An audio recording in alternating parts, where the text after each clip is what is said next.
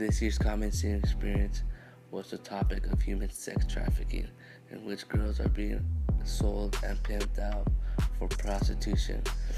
This is where our group comes in and try to spread awareness and help the cause and try to help these girls to get their lives.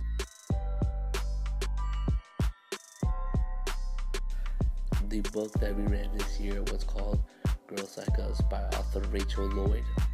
It's an autobiography of her personal life and explains her tough times of being a prostitute and a victim of human sex trafficking.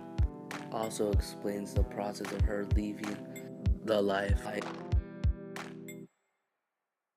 Alright, for our first project, we interviewed the head lady of the organization, BSCC, which is made to help get human sex trafficking victims off the street and back into normal society.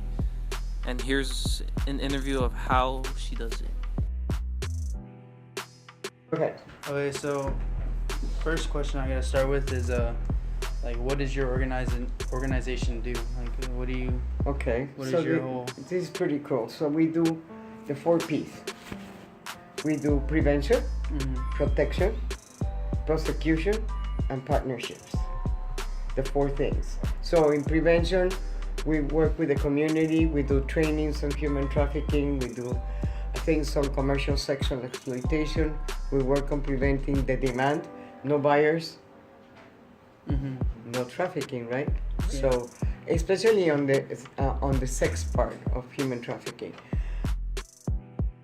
and then nothing else matters.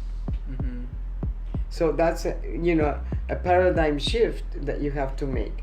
Not that it doesn't matter, each one has its time and its place. But if a guy says to me, well, if I was young, a guy say to me, hey, I would say, first get to know me here, and maybe I'll consider. But girls don't do that because they are used to something else. And it's up to you and the society, us as a society, to change the mindset and make that paradigm shift so there is no more trafficking. But nobody's going to be happy paying for it.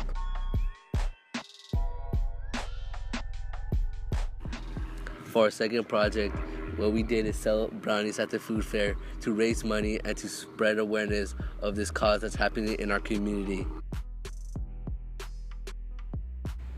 Through this CSE project, I've learned a couple of things about human sex trafficking, even when I thought I knew almost everything there is to know about this problem. One of the main things that I thought I knew was that human sex trafficking is really only a problem in countries outside of the US. However, the more that we researched into this topic of human sex trafficking, the more I learned that the US is actually one of the main sources in profiting in human sex trafficking. This project has really impacted me, in which girls are being sexually exploited, and also after reading the book Girls Like Us, I've seen how a victim of sex trafficking has to go through of constant abuse and trauma, and I hope someday I could help victims of human sex trafficked.